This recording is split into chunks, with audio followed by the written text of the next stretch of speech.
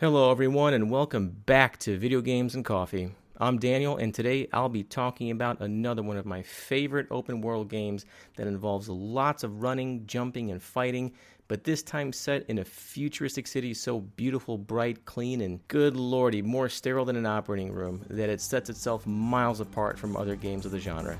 Mirror's Edge Catalyst.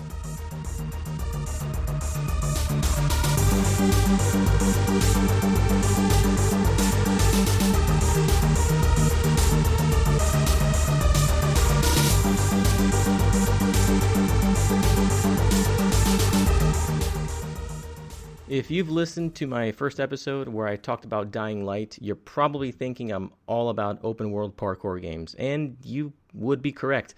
Not that I'm a parkour fanatic in any way, but I feel the style coupled with the first-person view really allows you to connect with the characters and what you're actually doing in the game. Dying Light was the first game I played that involved traversing the map in such a way, much like the opening scene to Casino Royale. So I was glad to come across Mirror's Edge Catalyst, a game that seemed to scratch that itch while still providing a much different playing experience. Catalyst was developed by DICE and published by Electronic Arts and is available on PC, Xbox, and PlayStation currently. Released in 2016, it's actually a reboot of the 2008 game Mirror's Edge. While it is a reboot, it's also somewhat of a prequel as well, because this game is a bit of an origin story. We seem to understand how Faith Connors, who is the protagonist of the game that you play as, came to be within the runner community in the City of Glass throughout gameplay missions, as well as frequent cutscene flashbacks to events that happened when she was a child. And since game soundtracks are an obsession of mine, let's talk about this one. Solar Fields provides the beautiful music that is very fitting to the game's style and mood. Magnus Bergerson, and I swear I get these names terribly butchered, so my apologies. Magnus Bergerson, I'll just go with that, is the genius behind Solar Fields, and his ambient trance music style is exceptional and certainly has a place in the Mirror's Edge world. Especially so considering he wrote the music for both this game as well as the original Mirror's Edge. The album has tracks that range from a few minutes long to easily over 15-20 minutes in length. Each coincided with a mission within the game, so it's understandable that they are as long as they are. I do like that myself because it shows that each mission or portion of the game has its own small story, so it's deserving of its own complete musical story as well, not just music that's looping every few minutes. First impressions after starting it up throw up two words in my head: clean and spacey. Again, both the visual style and music pair nicely. When you start a new game, you are introduced to Faith Connors, and she appears to be in a holding cell and is set to be released out into the world. The first 10 to 15, possibly 20 minutes or so, like most games, serve as the tutorial on basic movements and actions. Upon her release, she meets a person named Icarus that cuts off a wristband she's wearing that's tracking her by the very people that actually just released her. So she's a wanted fugitive within 2 minutes of leaving. So for some reason, I did have trouble getting through the tutorial when I first played it because the general style of Faith's movements is just unlike any first-person game I've played, so it just took a little getting used to. The tutorial does an okay job at explaining what to do and when to do it, but I still found myself struggling to understand why you press certain buttons at certain times. Timing is crucial when doing the parkour here, and you will find yourself flat on your ass or falling 20 stories in the blink of an eye if you miss an important button press. You'll definitely get the hang of it after a while, but you can expect a bit of a challenge at first. The combat is also very different, and attacks are limited to 2 buttons. You can vary your attacks in direction, and actually one of the game's hints that you sometimes see flash up on the loading screens mentions that you should do so to avoid the enemies catching on to your pattern. Every once in a while, I'll accidentally do this finisher which is pretty satisfying because it goes to a short cutscene where Faith just obliterates her opponent. But for the life of me, I cannot figure out any rhyme or reason behind it, and I have not been able to do it on command. For me, it just happens out of nowhere. So, but hey, I'll take it, when I can get it. Overall, the combat is okay, but it does get a bit repetitive with the same moves. Combat upgrades don't necessarily unlock new moves all the time. It more just ups the strength and effectiveness of those same basic punches and kicks. The City of Glass, which is where the game takes place, is a truly gorgeous city, but it is either something most will either love or hate. Incredibly futuristic, and what seems to be so sanitary that you could eat off of any surface. I really dig the style, and those of you who were fans of the first game, it is, in my opinion, not only a faithful recreation, but an outstanding enhancement to the original city style. I only wish the map itself was much larger than what it is. All in all, if you were to compare it to a game like Skyrim, for example, the City of Glass, the map for Mirror's Edge Catalyst is a shoebox compared to that.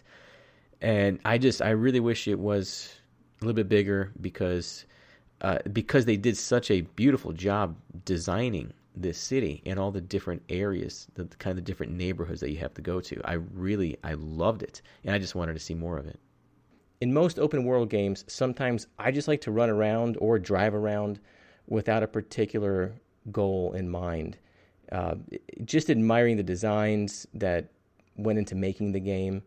Maybe, finding some Easter eggs, trying to find just little hidden items, that kind of deal. But games like Skyrim, Dying Light, the Forza Horizon games, especially Horizon 3, Ghost of Tsushima, are all great titles to do that, and I just wish that Mirror's Edge Catalyst was on that scale.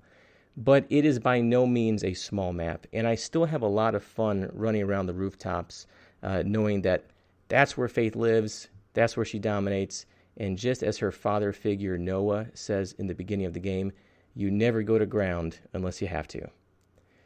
So the plot. The game starts off with Faith being released from jail. She's immediately intercepted by Icarus, a fellow runner who was sent by Noah to save her from being sent out to the Greylands. The Greylands is not a place that is elaborated on in the game very much, but you kind of get the idea it's far outside the city limits and seems to be like, I don't know, I just get the feeling it's like a very impoverished work campish kind of place. Meeting up with Icarus, who was introduced as a very arrogant runner and one who's clearly not a fan of Faith, knowing the trouble she caused Noah prior to her being caught and spending time in jail, is what begins the tutorial.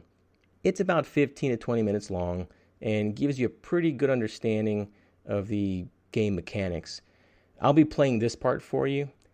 You are released at night, and this little mini adventure, the tutorial you have after KrugerSec, the company run by Gabriel Kruger that provides all aspects of the city's security, realizes that you've ditched your wristband tracker and now you are on the run. These first 15 minutes represent your all-nighter of running and dodging KrugerSec patrols while communicating with Noah on your BeatLink. The BeatLink is basically just a wearable communication device runners use to communicate back and forth like a two-way radio, as well as giving you something called Runner's Vision. Basically, if you press R3, Runner's Vision will show you a navigating line and a shadow figure that runs ahead of you, showing not only which direction you need to head, but also gives you a suggestion on how to get there. It's kind of like a parkour helper assistant. Think of Clippy way back in the old Microsoft Office days.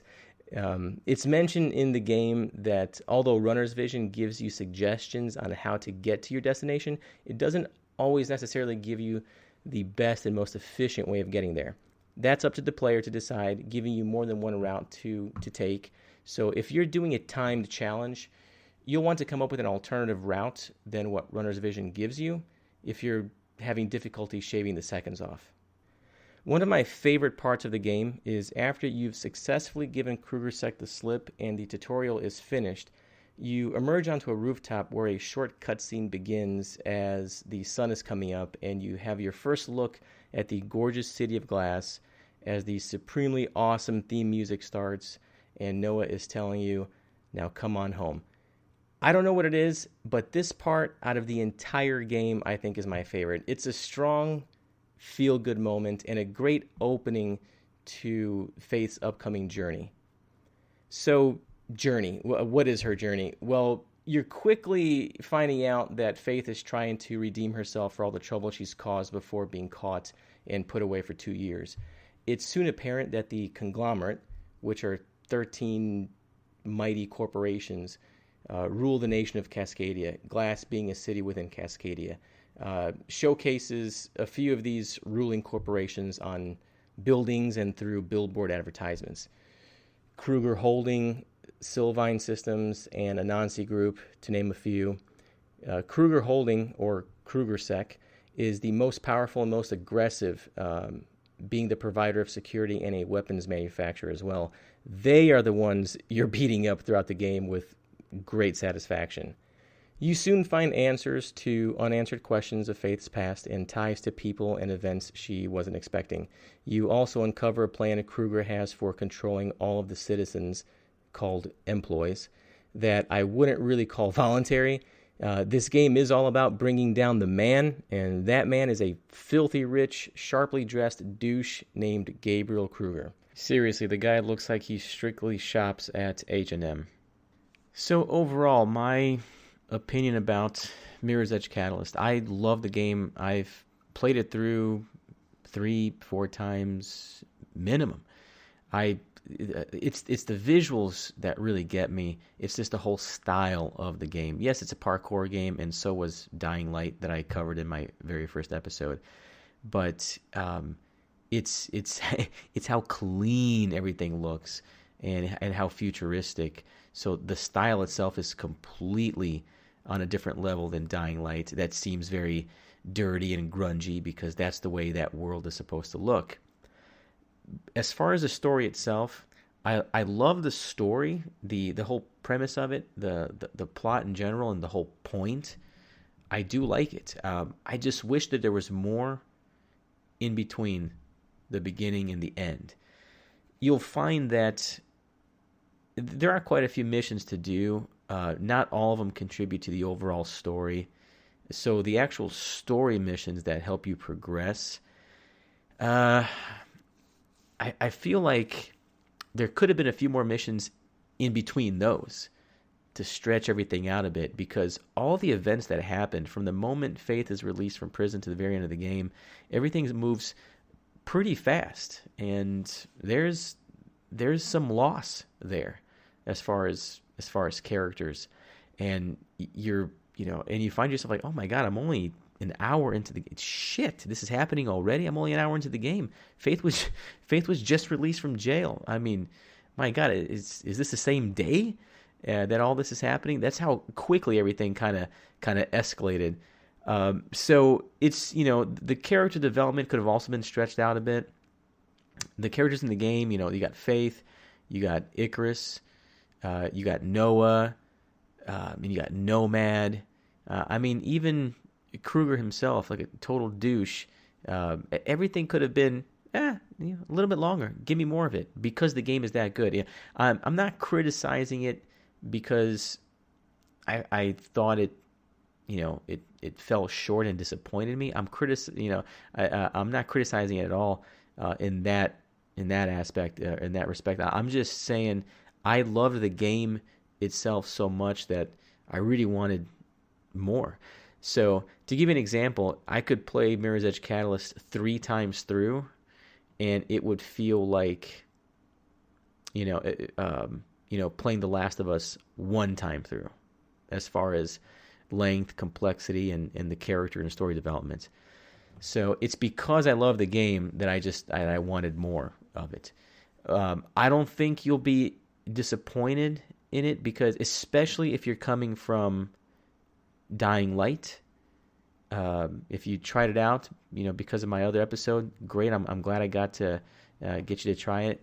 So I don't think you'll be disappointed of it as far as the gameplay, the mechanics, and the parkour, because if that's your cup of tea, it is my cup of tea. And not every game can be the exact same, right? Or else it'll just get boring.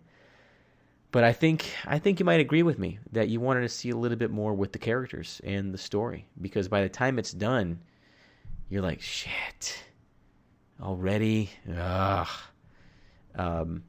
And something else I think you'll agree with me is Faith is fucking smoking. Shit. Yeah. She's they designed her. She's not bad, man. And she can whoop some ass. So the overall design for Faith, the edgy style, the edgy haircut, the really kick-ass tattoo over her eye, I really dig it. And she's got this, one glove, this Michael Jackson one glove thing going on, which is her signature look, which is what she had in the first game that was released, just called Mirror's Edge. They brought that back, updated the costume just a bit. Everything's definitely more streamlined. So, she's not bad looking, and I also think you'll agree with me on that one. But hey, you're also talking to a guy who, if I was that person and I chose to have posters and pictures of ladies up on the wall, it would be Chun-Li and Cammy and Laura Croft, shit like that. So, yeah. By the way, I'm 37.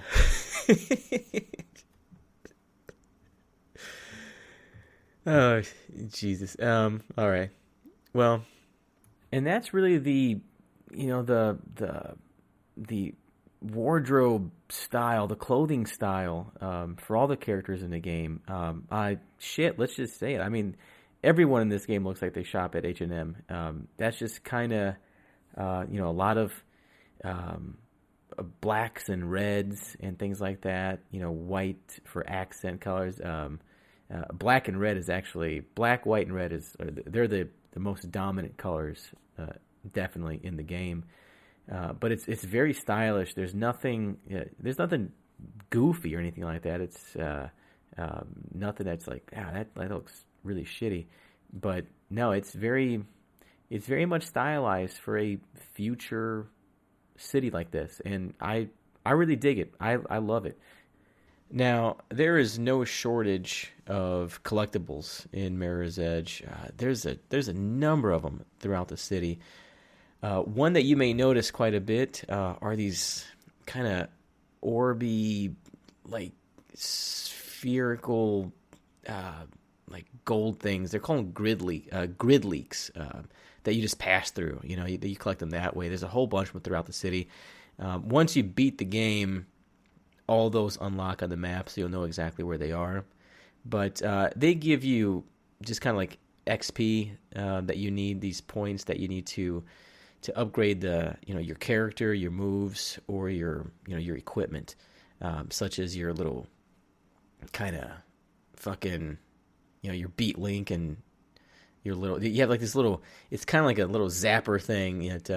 Think of the Dark Knight Rises, that fucking rifle thing that Batman had, that when he shot it, all like electrical shit, just like an EMP. It was like electronic, like pulse kind of deal. You can upgrade that. You have that built into your glove. It turns off fans and shit, and it disables cameras. There's documents. There's secret bags. There were secret bags in the first Mirror's Edge. I know that. That seemed to be be dropped by other runners or left there. There are recordings, like surveillance recordings, that kind of shit. But yeah, so electronic parts, and it is a whole bunch better throughout the city, and that's what makes exploring the map so much fun. Is it's not for nothing, right? You do find shit.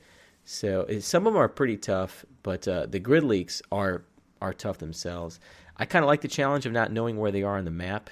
You don't really have a choice once you beat the game. They will show up for you, but I do try to because the upgrades are pretty valuable and really help you in the game, I try to find as many of those as I can so I can get more points to upgrade faith. Something else you can find around the city are if you'll stumble upon what's called a beat LE, which stands for. Now, from my understanding, I've looked this up before, and I never forgot the answer somebody gave online because for the fucking life of me, I couldn't figure out what it is or what it was called or what it stood for. But it stands for beat location emitter.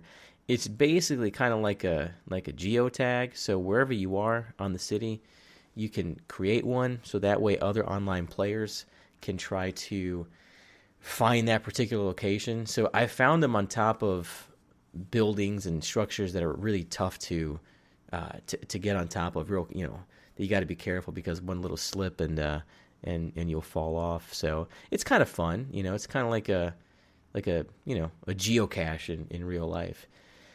You can also stumble upon other challenges throughout the map as well. So kind of like a dash type of deal. So you can kind of record what you're doing, or you stumble across a recording that somebody else did, and you have to kind of beat their time, that kind of stuff. So there is community involvement, which it makes it fun. So I mentioned this on the other episode where I don't really play online much. It's cool to find the beat location emitters. I just find one, pick it up, and good deal. I don't necessarily do the other online challenges simply because I'm so skeptical, and I always think it's like a bot that did it, which makes it just fucking impossible to beat that time. So I don't even bother sometimes. But it does add another little level of complexity and fun to the game, which I enjoy. What I thought was pretty cool is they actually put out a 6-issue comic, which is a prequel to the game. So it explains how Faith actually, why she was in jail, how that came to be. And 6 issues that's pretty awesome. That's a good hefty little bit of story. So you get more of Faith's personality. The comic really helped because when you meet Faith in the game, she's not a douchey character at all. And so in the comic, you kind of see how she was a little, she was a little feisty. She had a big head, and very, very cocky. So it was nice to see that shift in her character because they gave you this 6-issue comic put out by Dark Horse Comics. So the comic's really good. I've read through them a few times, and I always before I start the game, I like to read through them real quick and get just a little baseline before starting off in the game. But no, Faith's personality in the comics and Faith's personality in the game are very different because you can tell she really matured, she really grew up, and really realized that she screwed up and let a bunch of people down. And that's really the character development that I look for in any story. A very important element of storytelling is making the reader, or in this case the player, sympathize with the characters. And that's exactly what they did with this prequel comic. And because by the time you start off the game, if you get a chance to read the comics first, by the time you start off the game, you sympathize with Faith right away. So you understand where she's at in her life and what got her to that point, and the game, you'll understand more in the game on why she's really trying to redeem herself. Because when you're playing it, it's not really explained how she affected Noah and her friend Nomad and basically the runner community, but the comic gives you a really good understanding of it. So that's a wrap on Mirror's Edge Catalyst. I hope you enjoyed this little talk. Again, my ramblings from the basement here with my cup of coffee. I had a lot of fun making this episode as well.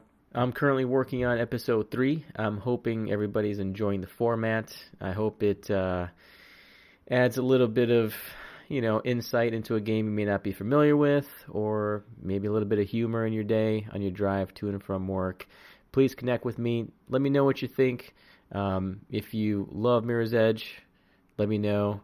If you're thinking about giving it a shot, or if you have any questions, reach out. I'm always here. I'm always very much willing to chat with anybody, with any listeners, if I have any. If I do, thanks a lot for listening. But hey, until then, be good to each other, have fun, stay safe, and I'll talk to you next time.